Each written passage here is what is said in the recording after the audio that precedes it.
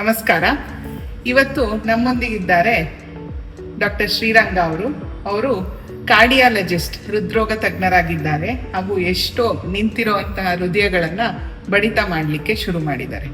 ಇವತ್ತು ಅವ್ರನ್ನ ನಾನು ನಿಮಗೆ ಪರಿಚಯ ಮಾಡಿಸ್ಕೊಡ್ತೀನಿ. ಥ್ಯಾಂಕ್ ಯು ಡಾಕ್ಟರ್ ಸೌಪರ್ಣಿಕಾ ಅವರೇ. ಸೊ ಇವತ್ತು ಮೀಟಿಂಗ್ ಮಾಡ್ತಾ ಇರೋ ರೀಸನ್ ಏನಿದೆ ಅಂತ ಅಂದರೆ, in fact younger generation, newly married couple ಇರ್ಬೋದು, or people planning for IVF, anybody who is planning further for family. So ಅಂಥವರಲ್ಲಿ ಕಾಮನ್ ಆಗಿ ಈಗ ಕಾರ್ಡಿಯೋವ್ಯಾಸ್ಕ್ಯುಲರ್ ಡಿಸೀಸ್ ಇರ್ಬೋದು, ಪ್ಲಾನಿಂಗ್ ಫಾರ್ ಪ್ರೆಗ್ನೆನ್ಸಿ ಏನಿರುತ್ತೆ, ಅವ್ರಿಗೆ risk factors, although it's not very known outside. ಏನು ಹೇಳ್ತೀವಿ ಈಗ, ಸ್ಮೋಕಿಂಗ್ ಅಂದಿದ ತಕ್ಷಣ it is related to heart ಅಂತ ಹೇಳ್ತೀವಿ. It is no more just correlation with the heart further. So ಅದು ಫರ್ಟಿಲಿಟಿಗೆ ರಿಲೇಷನ್ ಕೂಡ ಇರುತ್ತೆ. ಸೊ ನಾವು ಅವ್ರ ಹತ್ರದಿಂದ ಸಜೆಷನ್ ತೊಗೊಳ್ಳೋಣ, how is it link to the reproductive health ಅಂತ. ಸೊ ಸೌಪರ್ಣಿಕಾ ಅವರೇ, ನೀವು ಹೇಳಿ, how is smoking related to your reproductive health? ನಾವು ಮುಂಚೆ ನಮ್ಮ ವಿಡಿಯೋಗಳಲ್ಲೂ ಹೇಳಿರೋ ಥರ ಏನಾಗುತ್ತೆ ಅಂದರೆ, ನಮ್ಮ ಇನ್ಫರ್ಟಿಲಿಟಿ ಅಂತ ಬಂದಾಗ ಅದು ಕೇವಲ ಒಂದು ರಿಪ್ರೊಡಕ್ಟಿವ್ ಟ್ರ್ಯಾಕ್ದು ಕಾಯಿಲೆ ಆಗಿರಲ್ಲ.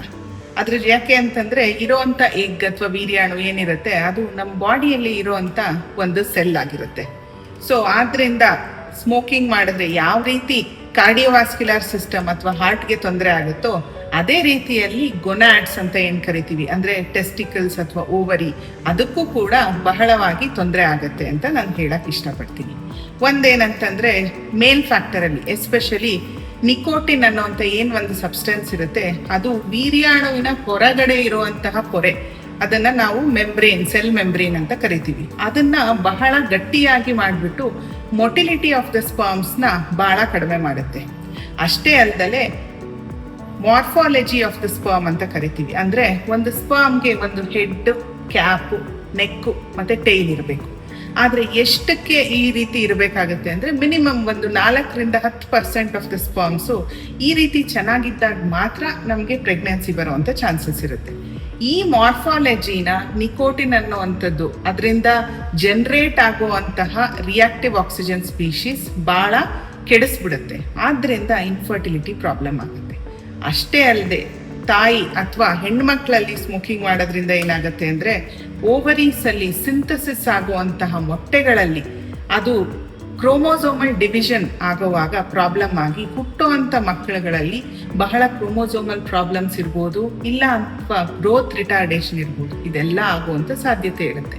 ಸೊ ಜನರಲ್ ಆಗಿ ತಗೊಂಡ್ರು, ಇನ್ಫರ್ಟಿಲಿಟಿ ಪ್ರಾಸ್ಪೆಕ್ಟಿಂದ ತಗೊಂಡ್ರೂ ಕೂಡ ಸ್ಮೋಕಿಂಗ್ ಅನ್ನೋದು ಬಹಳ ಹಾನಿಕಾರ. ಸೊ ಸ್ಮೋಕಿಂಗ್ ಬರೀ ಹಾರ್ಟ್ಗೆ ಅಂತಲ್ಲ. ಸೊ ಸಿಂಪಲ್ ಟರ್ಮ್ಸಲ್ಲಿ ಏನು ಹೇಳಬೇಕು ಅಂತಂದರೆ, it is related to the fertility health, sperm motility and the quality of eggs that are produced. So endothelial dysfunction and oxidative stress ಅಂತ ಏನು ಹೇಳ್ತೀವಿ, it is common for both heart as well as reproductive health. So ಇದರಲ್ಲಿ ತೊಂದರೆ ಆದರೆ it is going to affect both the system. So be careful, be healthy, stop smoking. ಆಗಿ healthy life ಸ್ಟೈಲ್ನ ಮಾತ್ರ adapt ಮಾಡ್ಕೊಳ್ಳಿ ನೀವೆಲ್ಲರೂ.